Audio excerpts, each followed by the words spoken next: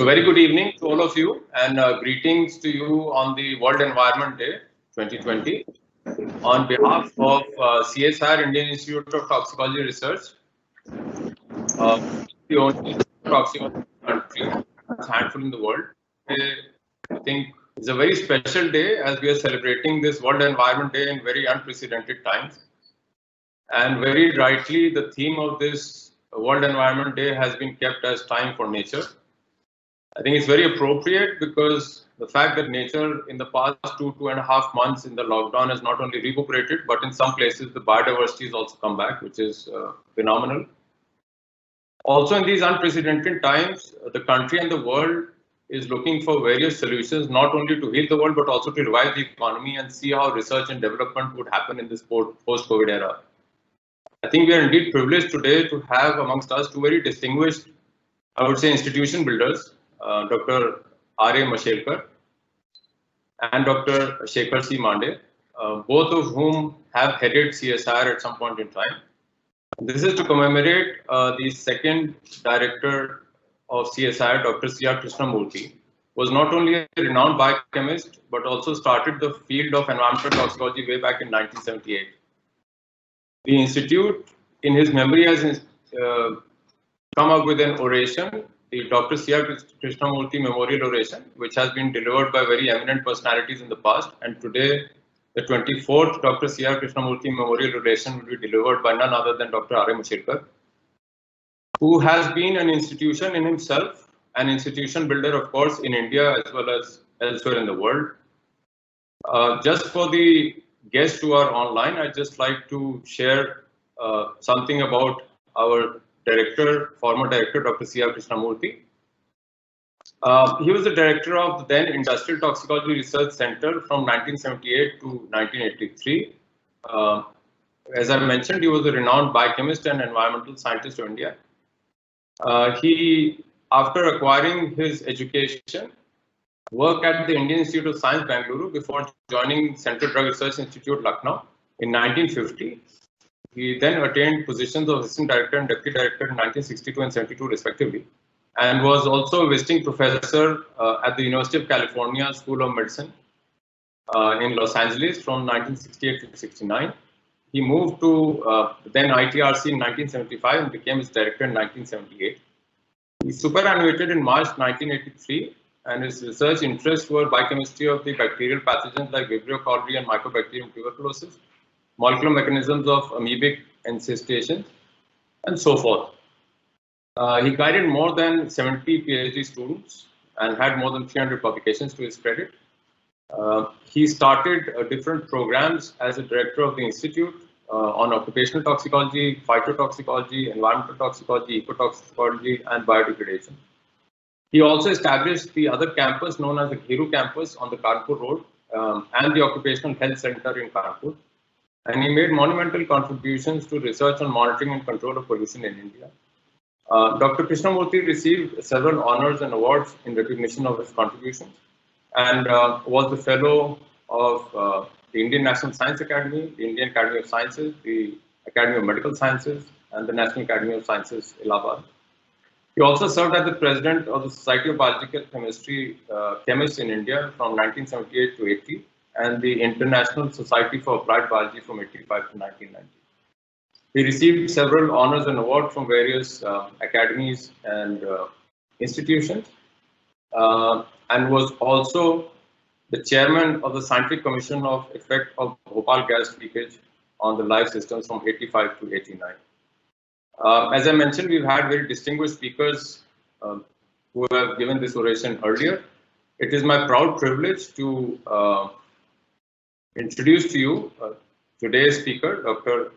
R.A. Mashelkar, who is a National Research Professor, the longest serving Director General of CSIR from 1995 to 2006, also the Chairman of the National Innovation Foundation from 2000 to 2018. He was the President of Indian National Science Academy and also the President of Global Research Alliance.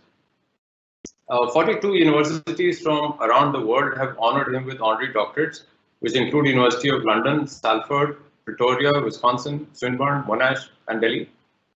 Dr. Mashelkar has many firsts to his credit, he was the first Indian to win the most prestigious Toast Lenovo Science Prize in 2018, which is considered as mini Nobel Prize for developing world scientists. First Indian from India to be elected as fellow of the US National Academy of Inventors in 2017. USA of Stars of Asia at the hands of George Bush Sr., the former president of the US, and the first and only scientist to win the JRD Tata Corporate Leadership Award in 1998 so far.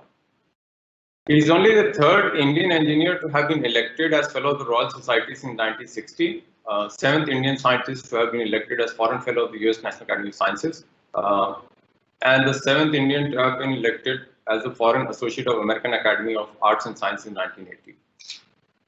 He also dons various hats in the board of directors of India's Inc.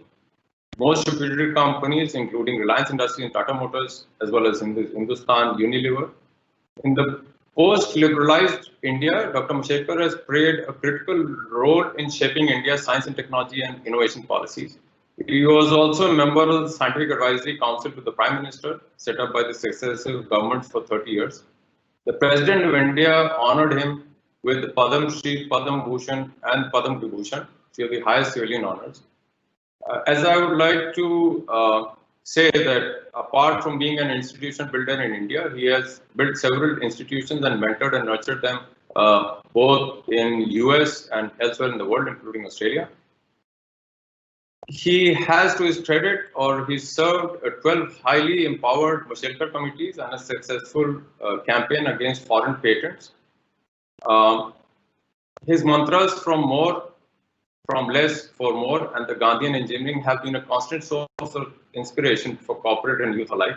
He also founded the Anjani Mashelkar Foundation to promote innovation or a commercialized product or service. The innovation must address the problems faced by the disadvantaged, resource-poor people in India and offer an original implementable solution.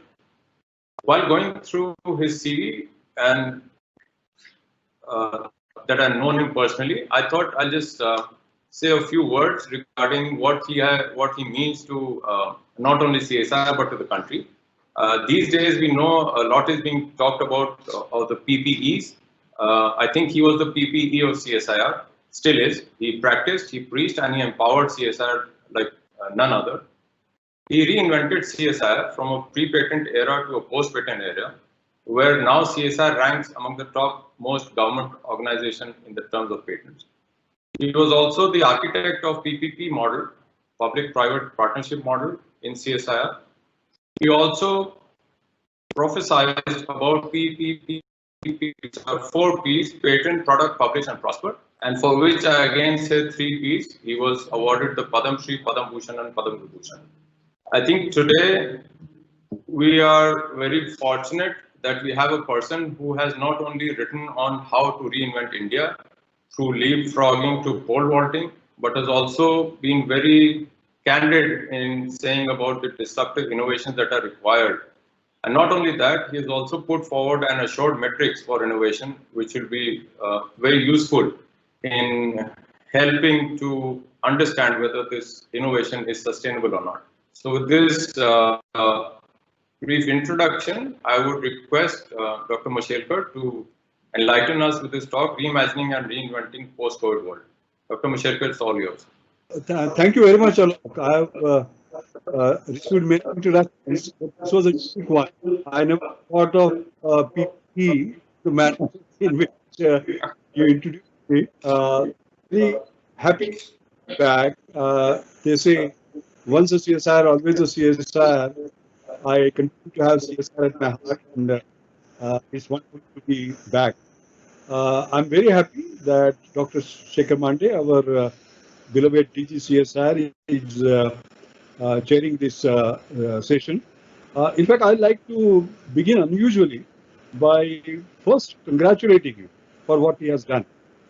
As you know, all over the television, you saw the news yesterday on WHO resuming the trials, basically, and the battle that Shekhar and his colleagues fought to actually show the challenges with the Lancet paper and go boldly, on fighting that particular war was something that is phenomenal.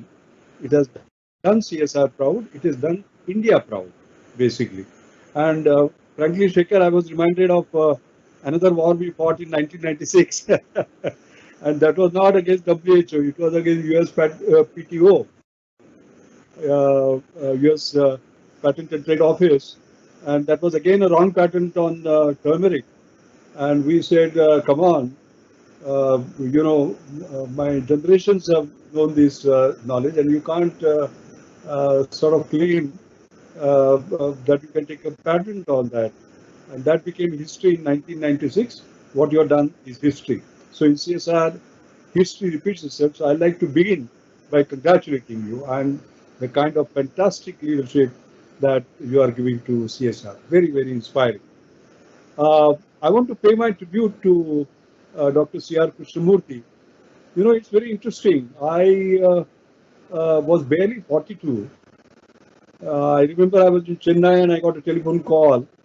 The Bhopal disaster had just taken place, and there was a challenge on what to do with the methyl isocyanate in the other tank. One of the tanks had blasted away, and I remember within 48 hours of that accident, 72 hours, I was on the accident tank, and we worked out a strategy. And then I was appointed as the technical assessor for the inquiry commission, of the one-man inquiry commission. And I remember working closely with Dr. Krishnamurthy at that time, because there were several issues connected with not only the release, which was an engineering and chemistry problem, but the issues connected with toxicology and so on. He was not only a great biochemist, he was a great scientist, a great science leader.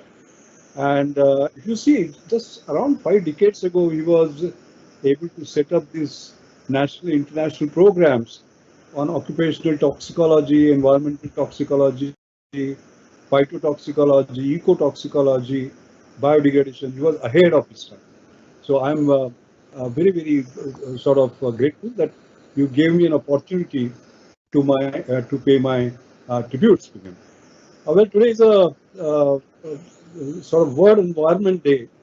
So I should be talking about environment, but I'm going to talk about another environment that we have to deal with, which is connected with the future of the new world that we're going to face. And that's why I titled it Reinventing and Reimagining the Post-COVID New World. We have been talking about recovery, because there has been an economic devastation. There has been devastation of livelihoods of people. Lives have been lost.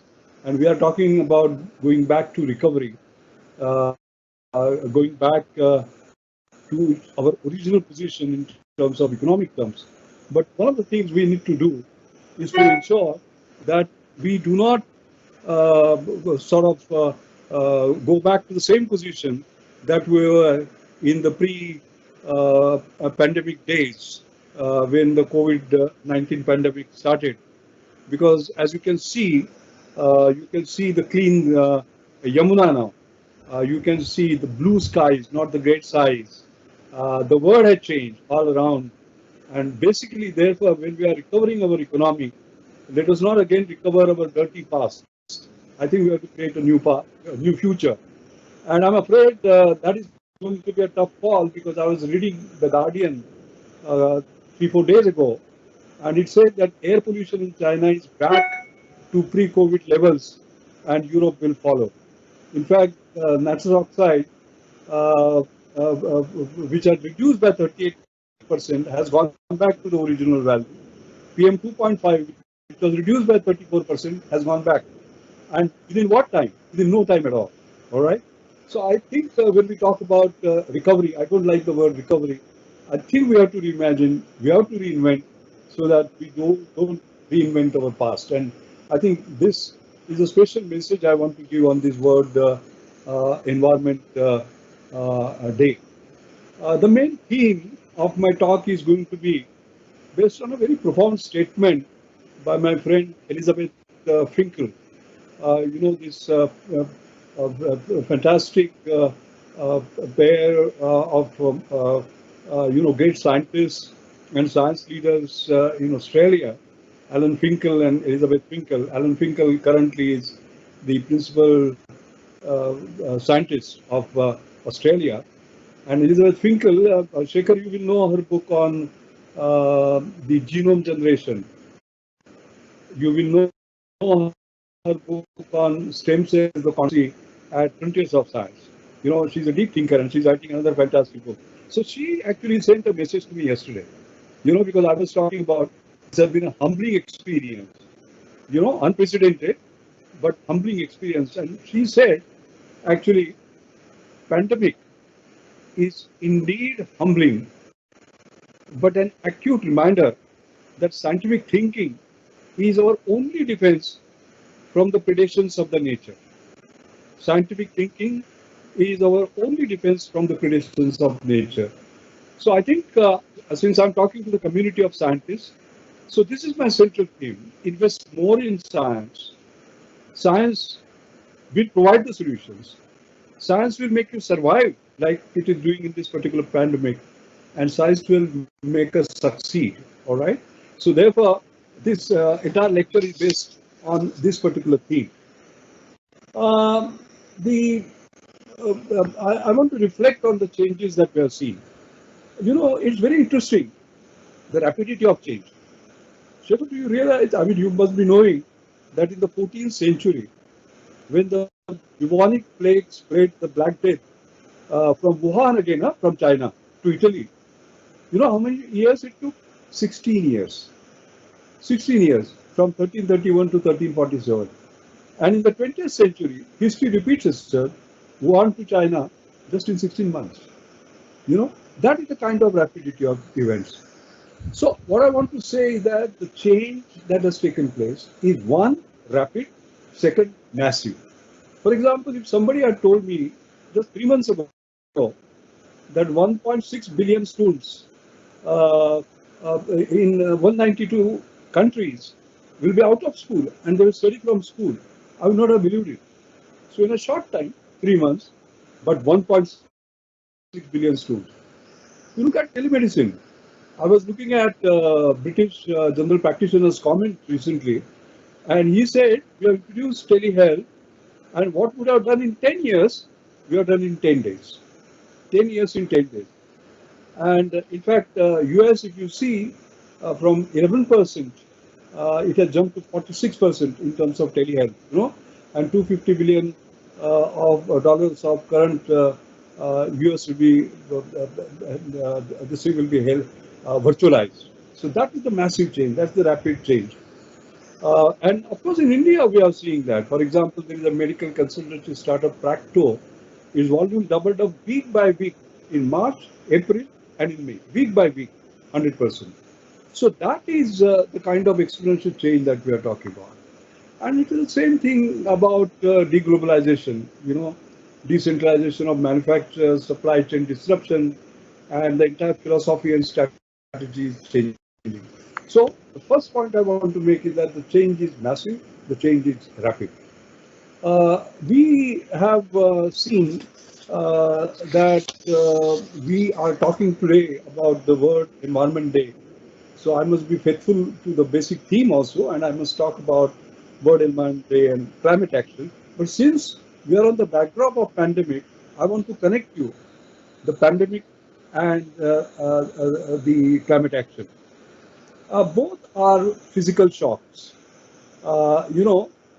In terms of the area of socio-economic impact it has. Financial shocks like bubble bursts or market crashes, they are driven by human sentiment.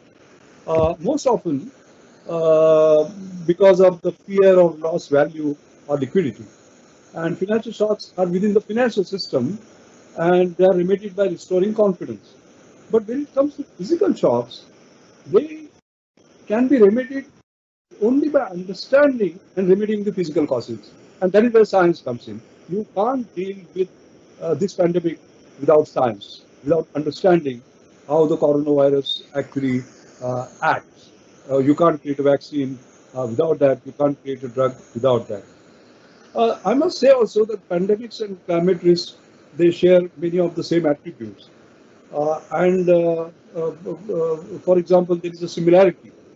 It is systemic. That means knockout effects propagate fast across interconnected world. They are non-stationary. The past cannot be predicting the future. They are non-linear. The socio-economic impact grows disruptively, catastrophically. And you can just see we are not able to manage. Like the hospital capacity quickly ran out, and you saw the hard decision they had to take in Italy in the patient that they would admit and giving up on patient that they knew will not sort of recover. The fourth thing, are risk multipliers. The untested vulnerabilities in healthcare system get exposed, for example, and regressive. And I'm afraid that the most vulnerable population gets most affected. And frankly, I'll tell you, I've been having sleepless nights just having those images of the children, the old people, the women, etc., walking hundreds of miles. So these are the kind of similarities. I would say that the current pandemic provides us with forecasts of what a full-fledged climate crisis will entail. And God forbid it happens, it should not happen, that 1.5 to 2 degrees centigrade, you have to still work on that. But the exogenous shocks in terms of supply and demand, disruption of supply chains, global transmission and amplification will be quite sort of similar. So it is kind of, um, I think, sending an alert. Somehow or other, I feel nature has sent us an alert on what can sort of happen if we don't actually walk out. So there are a few things that are emerging. I always talk about 3Ds as determining the future. Digitalization, decentralization, and decarbonization. And they're all linked with each other. Like more digitalization will create more decentralization, and more digitalization will cause more decentralization. Now, suddenly you have found that during lockdown, we all started working from home. Basically, the whole world was working from home, and people like we were zooming in and zooming out, and so on and so forth. Now, suddenly the world has discovered that the difference between the essential and the inessential, okay? And people have discovered that you can equally do good work from home. There is no sort of challenge on that. And therefore, when the whole lockdown is lifted and life comes back to normalcy, some of it is going to stick on. I was talking to Ravi Pandit, my friend, who is a co-author of my book, Leapfrogging to Pole Vaulting, and he's the CEO of KPIT Technology.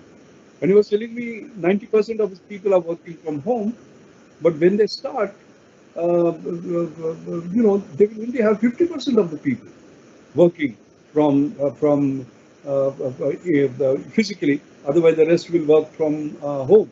And TCS has said 75% by 2025 will work from home.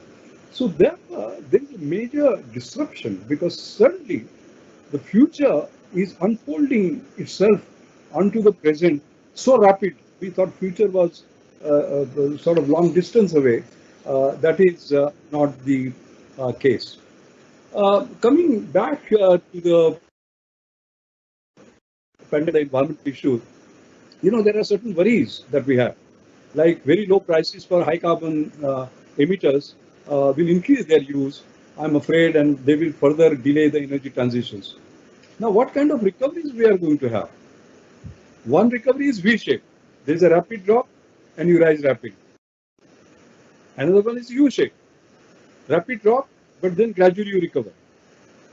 Third is W-shaped. You go down, go up, again go down, go up. I mean, you never know, whether this pandemic, there will be second wave and the third wave and so on. And the worst is L-shaped. You go down and it takes a long time. So when economic recovery takes long time and the depth of crisis continues, then obviously the investment, the commitment, the regulatory approaches are, I'm afraid, will actually be compromised. And therefore, how do we not do that? That is where government, industry, society must work together. Like the government actions, the resources deployed for economic recovery are there, but they must be also significant fraction of that must be deployed for climate change resilience and mitigation. National and international alignments, like our Honorable Prime Minister is doing vis-a-vis the solar, are going to be very important. The industry actions, for example, with shorter supply chains, high energy efficiency manufacturing, digital way of life, not just working from home, but sales, marketing. In fact, the new term that is going to come, we talked about agriculture economy, then manufacturing economy, knowledge economy. The new term is contactless economy, by the way, as we sort of move forward. And in addition to the 3D that I talked about, that is digitalization, decentralization, and decarbonization, the new thing that is coming up is distancing technology of a sort of a variety economy. When we look at the future, then let me focus on how the future might sort of turn out. I think the first and foremost is again science coming into prominence, and and scientists are sort of again rising to the occasion all across. And I will make a special mention about how CSR is rising, India is rising. But if you just see the SARS outbreak, and after that, Shekhar, you'll remember the human genome sequencing took 5 months to do that, right? And in this particular case, COVID-19, just few weeks. So we have developed that capacity to do it sort of very rapidly. The awareness and appreciation of science, I'm certainly sort of finding. On TV prime time, Shekhar, I was very proud when I was seeing on the right hand side on Rajiv Sardesai channel, among the special features, Shekhar Mandey is coming, Nirmal Ganguly is coming, Vijay Raghavan is coming. The public awareness that it is science, because otherwise we had this wrong impression that when we do Mangayan, that is science. When we do Chandrayaan, that is science. Of course, it is technology that is very important. But at a ground level, that it is science which is going to provide solutions so that we survive and succeed. I think this is one of the biggest gains of this pandemic, because in all adversities, there are new opportunities. That's the first I find. The second, which is not a good news, is that distance is going to be back. Because in 1990s, when we looked at the web-based and telecom technologies, it made it possible for us to work in new ways. And we said death of distance had become sort of a common terminology. But today, the situation had changed. Okay. In fact, I was looking at the statistics. There are 3 billion people are living in countries whose borders are completely sealed for non-residents today. And as I said, distancing technologies are going to sort of come back and so on and so forth. And of course, this situation will not last, but it is going to be harder and harder in terms of sort of physical opening. I go as a Sir Louis Matheson District Professor every April. I pushed it to September, and they said no, until December. The Australian government is saying anybody who comes from outside will have 14-day quarantine. And 28 days, Sir Louis Matheson District Professor said, I can't be quarantined for 14 days. So this year is gone. So it will be next year. So I think this is how this, the scientist visits, collaborations are going to basically change, and more from physical, digital, and less from physical is actually going to be the norm. And what it also means is that some of these things will get accelerated. For example, because distancing technologies are going to be important, and you have to take the minimum distance, basically. Like in electronics manufacture, for example, the distance was just 0.2 meters, basically, that was allowed. But now it has to be minimum sort of a meter. So factories have to be redesigned. So rather than redesigning and spending billions of dollars, people will say, why don't we automate? So automation, robotics, is going to take a step jump, so as to say. Now, that was happening gradually. Like my paper on exponential technology, Industry 4.0, Future of Jobs, which you have read, actually showed how the exponential technologies, like Internet of Things or virtual reality, augmented reality, artificial intelligence, learning, etc., were going to change and sort of create joblessness. But that is going to accelerate, so as to say. So that is sort of one common feature of pandemic, accelerating things which were moving at a sort of point. The third very important point I want to deal with, and I will speak a little longer on this, is the India reality.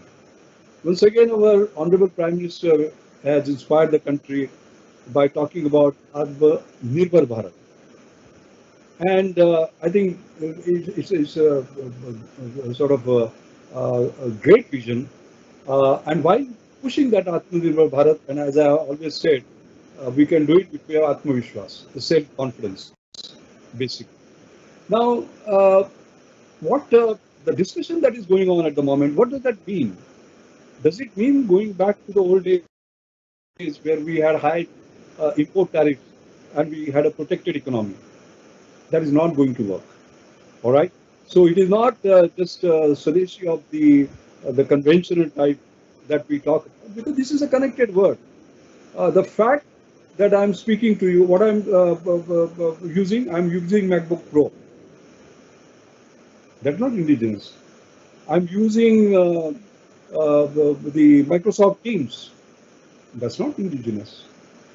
I'm using the smartphone. That's not indigenous. Okay. So there are things which we'll buy, and there will be things that we'll make. And what the Prime Minister is saying is that let's be self-reliant, let us make as much as we can. That does not mean we give away the buy option.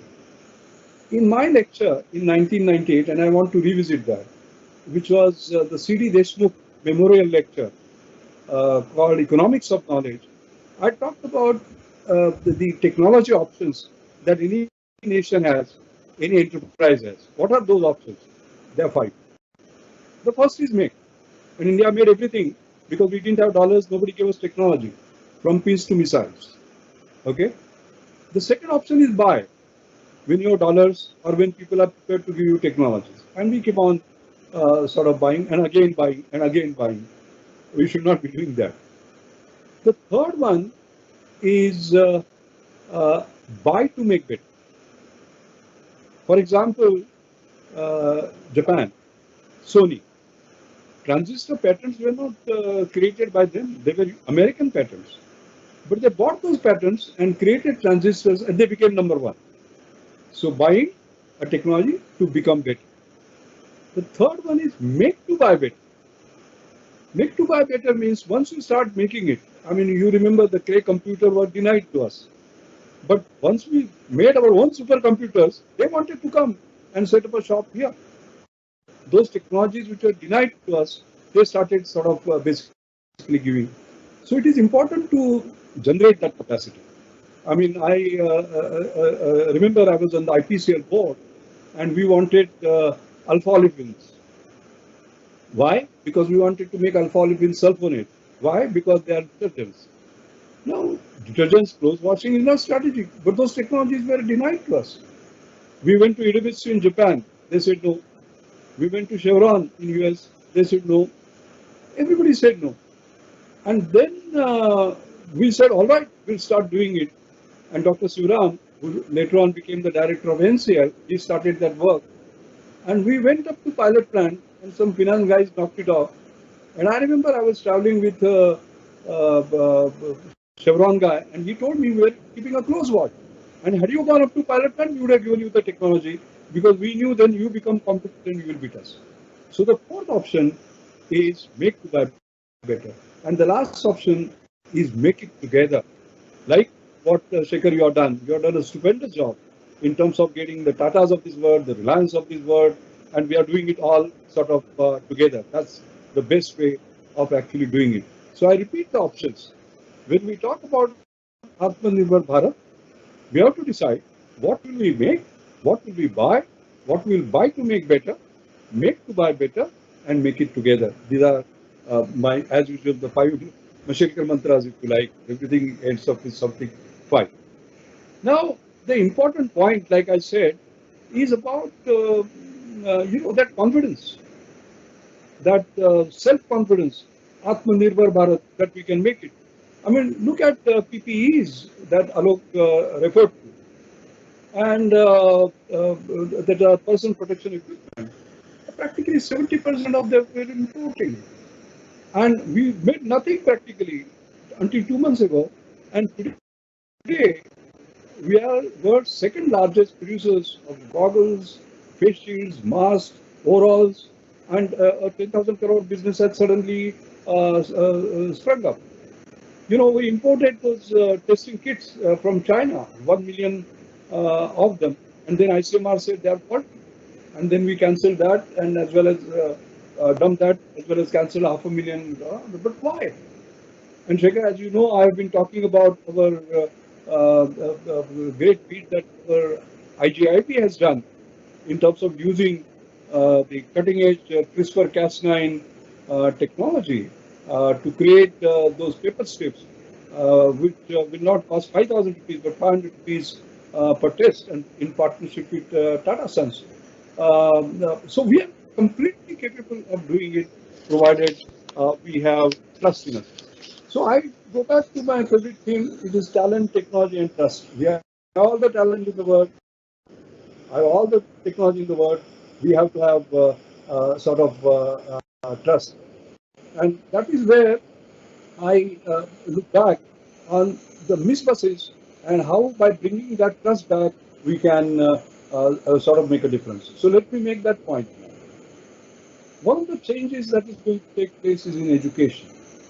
It was all physical, partly digital, but suddenly we have been forced on the digital, and we'll have to go. We have to look at what it should be. Now, personally, I think it can't be 100% physical. It can't be 100% digital. There will have to be balance. Because education is all about learning, doing, and being. Learning you can do digitally, but doing you have to do by hands. And being a part of the society, the society will connect. You have to have the physical world. So how do you do that? So the Chief Minister of Maharashtra on the other day had called a meeting. He wanted me to join because they are taking a decision in terms of opening up of schools. And what do you do? Now, in terms of connectivity, we have problems. There are green zones in connectivity where the connectivity is very good, but there are red zones where there is nothing. So we have to look at alternatives. So red zones we use television. In green zones we can go Zoom and others, basically. But then we have to worry about the red zones, because what will the children do? What will because there is no connectivity. Secondly, even if there is connectivity, the hardware, I mean, I can afford this MacBook Pro or this smartphone or iPad. Poor people cannot. So India was working on all this, by the way, and we did not. For example, look at Computer. In 2001, it was rated as ahead of all what Apple had done and so on and so forth. And that was by sort of some New York specialist. And the computer was made precisely as a simple computer for the poor, basically. But what did we do? What we should have done was to put a trust in it. The government becomes the first buyer, order some 10,000, let us say that does market seeding, you get a feedback, and then sort of you move it. The computer would have been in hand today in every village.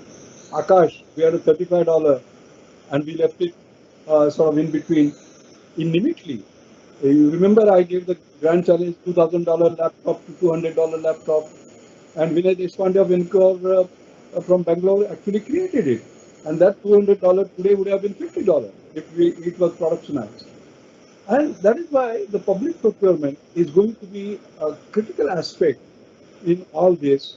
And Amitabh Kant's book, actually, where he has talked about 17 ideas that can make a difference. I have a chapter there on the public procurement policy for such a thing, which is based on talent, technology, and trust. And I hope that will happen. There is one more point I want to make before I move on, and that has to for example, this make, buy, etc. I think we have to take a balanced view. And like I've said somewhere, it is not no China, it is less China. It is China plus one, because they have got such a strong position, because all manufacturing has sort of gone to China. Even in iPhones, Vietnam and China make 95%. We don't even have a 3% basically share. So therefore, how do we find that? And I think this is where India's greatest opportunity is. Because people are not going to prefer made in China, not made in China. And I think if we get our act right, our law, labor, land, and the cost of capital, etc., we can really make sort of a big difference. There is a huge opportunity that is sort of waiting for us. And we have seen what has happened in the case of API, the active pharmaceutical ingredients. Basically, we were manufacturers, great manufacturers. We had the IDPs of the world. But we closed them down because of the cheap imports. Then our drug industry got stuck up when we were not receiving the APIs. And I'm again delighted that CSR, Niti Aayog, others, they have taken a big lead in terms of getting, after all, process chemistry and process engineering are our greatest strengths. And we have to sort of utilize this. So I think this pandemic has done some good from that perspective. I think the fourth area I like to identify is the public health and biomedical technology, etc. And I would say, like in 2008, when the financial crisis came, at that time the financial institutions were actually sort of re-looked at. So similarly, I think with this pandemic, our public health systems will be re-looked at. There will be greater investments by the government, and I think that is where scientists have a big opportunity, and that is where I feel our CSR has the greatest opportunity. Because when you have the pandemic, what did you have as to quote you? We had a serious situation, limited diagnostic capability, there were no point of care diagnostics, there were no vaccines, no therapeutics, the biology was unknown, and that is when you came. The entire our CSR family came in. You gathered 15 labs, galvanized them, basically, and integrated science and technology driven sort of interventions you started. And I sort of was very happy to see the different verticals, the 5 verticals that you created, in order to sort of move forward. And the amount of work that you have been able to do is actually phenomenal. Maybe in your closing remarks, you might want to sort of mention about that. I just want to just say that is digital plus molecular surveillance, number one, rapid and economic diagnosis, number two, the new drugs and repurposing of drugs, number three, the hospital assistive devices, number four, and the fifth is supply chain, logistic and support systems. You have done some phenomenal work, and I want to say, as an old man, how happy I basically feel. So that is the fourth, and I think there India is going to move in terms of vaccine. As you know, the whole world looks at us. I mean, 1 out of 3 children that is vaccinated is from my city, Pune. Serum Institute produces those sort of vaccines, and I'm sure that post-pandemic, this sector is going to grow big. The fifth sector, I think, this entire issue of education. The global higher technical education market is around 2.2 trillion, and we are a very small fraction of that.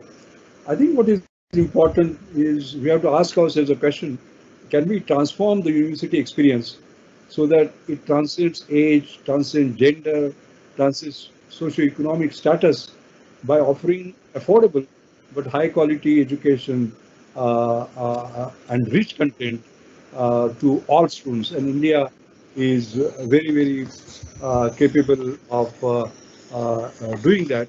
What we fundamentally require is what Schumacher had said. The real problems of our planet are not economical or technical, they are philosophical. We'll have to change the philosophical way in which the philosophy of doing things. We have to reinvent ourselves, our minds or mindsets, because there is a strong signal that has been given to us through this pandemic. It has really made us sort of humble. I'd like to end because Alok had given me 45 minutes, and I always like to finish ahead of time. So therefore, I find it is already 4:46. I will just read out some. Normally when you have adversity, and particularly a pandemic like this, we all get, ruffled and what's going to happen. We try to extend our current to the future and say, oh my God, and so on and so forth. But somebody, a friend of mine, Howard Alpert, who was chief scientist of Canada. Recently, he and I had a sort of dialogue while I was chairing a particular meeting, and he sent me something.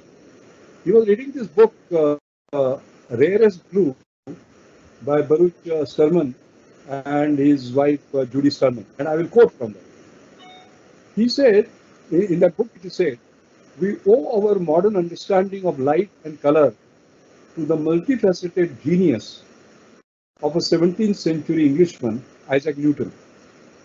England saw its last major outbreak of bubonic plague in 1665-1666. As a precautionary measure, the students at Cambridge University, including young Newton, were sent home till the following year. Our lockdown is just for a few days. That lockdown was for a full year, by the way. Okay, we can take some comfort. In that year, so that means the lockdown year, when you were at home, like we are all currently. In that year, the poet John Dryden wrote Annus Mirabilis, Year of Miracles, commemorating that England had survived not only the Great Plague, but also the Great Fire of London in 1666. The phrase Year of Miracles was later applied to that miraculously productive year in the life and career of Newton. He spent his enforced vacation working on ideas underlying his spectacular accomplishments: gravitation, laws of motion, calculus, and optics. Alexander Pope captured these achievements brilliantly in a famous couplet intended for an epitaph. Nature and nature's laws lay hid in night. God said, let Newton be, and all was. It's an amazing inspiration. Under lockdown, can you just imagine gravitation, laws of motion, calculus, optics, which change actually the world. And that's why I always say, people call me a dangerous optimist, Durdamya Ashavadi, as they say. And if you visit my website, it says there is no limit to human imagination, there is no limit to human endurance, there is no limit to your achievement, excepting the limits we put on ourselves. So I'm very happy, Shekhar, under your great leadership, our CSR is climbing that ladder, that limitless ladder of excellence, where we don't put sort of limits on our mind. India can do that, coming out of all this. And that is what I meant when I talked about, gave the particular title, Reimagine, Reinvent a New India, which will be post-pandemic India of our dreams. So thank you very much, Alok, once again for giving me the opportunity.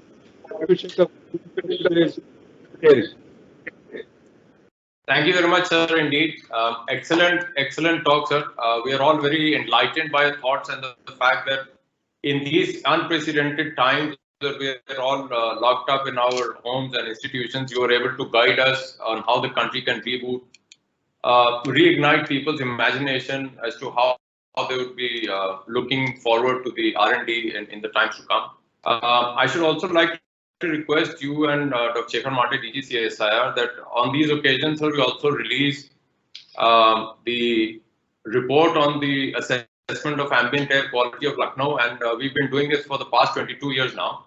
And this time, the quality of air has been the best in these past 22 years, and it was really phenomenal. The Times of India Lucknow has actually given one full page on this report and how the air and the water in River Gomti has actually recuperated in these past 2.5 months. So with your permission, sir, we'll just do a digital release. Sure.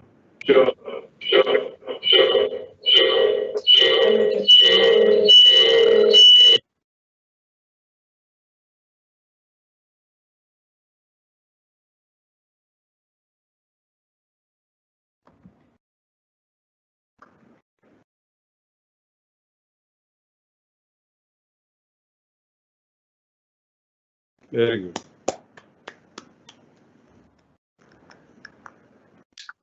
So there's another one on the River Gomti which we'll also release now, sir.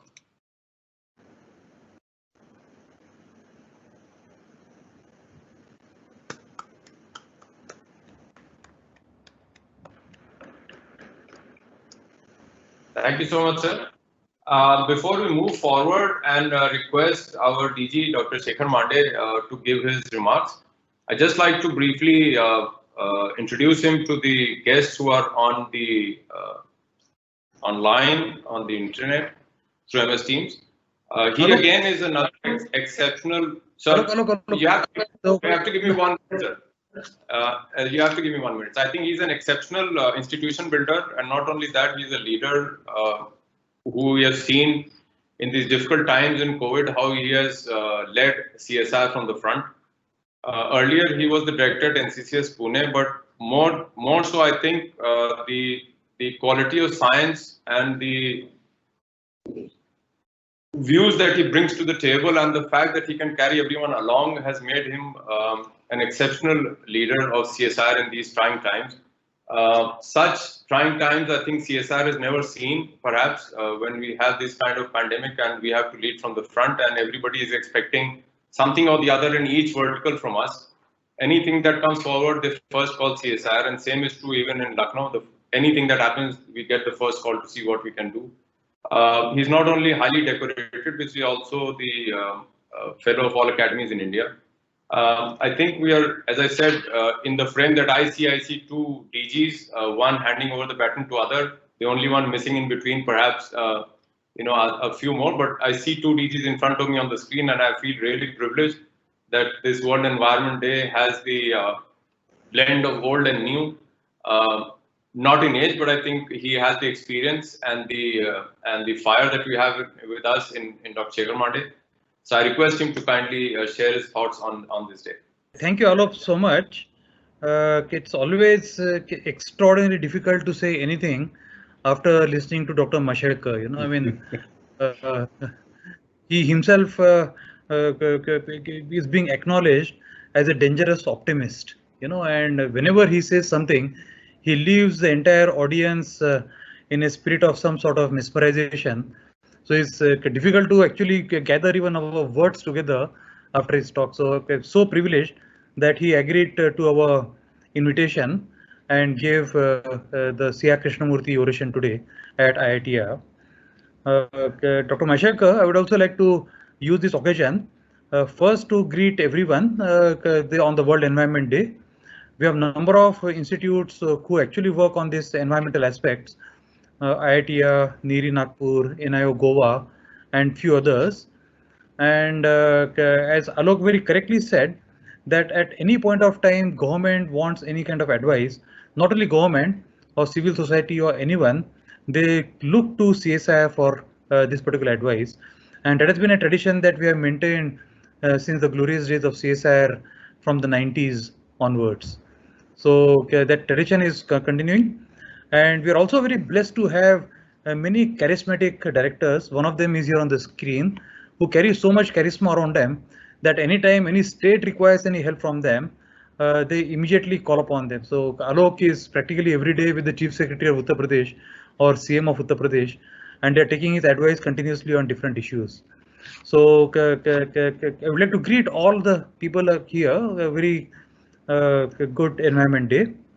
The second thing which makes us very proud today, and it is history in the making, is today the first Indian was delivered a phytopharmaceutical medicine. Sir, phytopharmaceutical was recognized as a route of modern medicines in US FDA in 2005, but India took more than 10 years to accept this as one of the medical practices. Right? So US FDA calls it botanical, Indian FDA calls it phytopharmaceutical. These are plant extracts, and they can be used to treat people for certain disorders. Unfortunately, all the botanicals that are approved by US FDA are all from Chinese origin, and India, although has very rich knowledge about it, we haven't really done anything from modern science perspective. But today is a very proud day for us that Sun Pharmaceutical, ICGB Delhi, IIIM Jammu, which is a CSR institute, supported very ably by Department of Biotechnology and CSR together, have begun a trial on phytopharmaceutical on a plant which is called Patal Gurudi, or it's called Cocculus hirustus in biological term, and this is against COVID-19. Sir, as you have also rightly mentioned in your talk, that COVID-19 has presented several opportunities to us, and we take them in true spirit. And I'm so proud that the entire CSR family has stood up on this very rare occasion. And it's only because that every member of CSR was aligned on the philosophy that we have to fight COVID-19 together, that we have been able to do quite well. There's a lot that needs to be done further, but whatever has been achieved till now is because of every person in CSR has risen to that occasion and has helped in his or her way in trying to mitigate this particular this thing. Also very glad to see this particular report that Alok has presented to you. He has quite rightly pointed out that the air quality and water quality is like never before. I commonly joke in Delhi that entire generation of people in Delhi, like my generation, grew up only reading textbooks that the color of sky is blue and water is blue, and that stars can be seen in the sky in the night. While it was only textbook knowledge, they're actually experiencing probably for the first time in their lives. Alok, congratulations to you for having this brought this report year after year. And our challenge is how to maintain this, whether we can actually now suggest to the government, how do we maintain this air quality and water quality even in the post-COVID era, and we should actually try to work towards that particular aspect. As I said, it's very, very difficult to say anything after Dr. Mashekar's talk, so I'm not going to take any further time. Sir, your talk has been always as inspirational as always. They get more and more inspiring with age for me. Whether you're 3Ds or 3Ts or the 5 Mashekar mantras, they are always a guiding spirit for all of us in our careers, in our lives. Thank you so very much for joining us. And thanks again, all the members of IITR family. Thank you, Alok, for this invitation. Thank you so much, sir. I once again thank Dr. Mashelkar, Dr. Shekhar Mande, the entire team of IT from CSR and from IITR who were able to live telecast this. And of course, the people at the back end, the Mr. Ali Kausar, who did the creative for us. I must thank all the people who have joined us. Dr. Mashelkar, I must mention to you, there are at least 5 or 6 scientists from CDRI and IITR, former scientists, retired scientists, who came all the way to IITR to listen to you, and they are in another room listening to your talk. So at least, if I may say so, at least 3 or 4 generations in IITR are listening to you. And I think all of us will be deeply inspired by your thoughts today, and I hope we can take forward these ideas that you've floated amongst us. So thank you once again, sir, very, very much. And thank you, Dr. Mande, for accepting our invitation to be with us, both of you. Thank you once again. Thank you very much indeed. Thank you.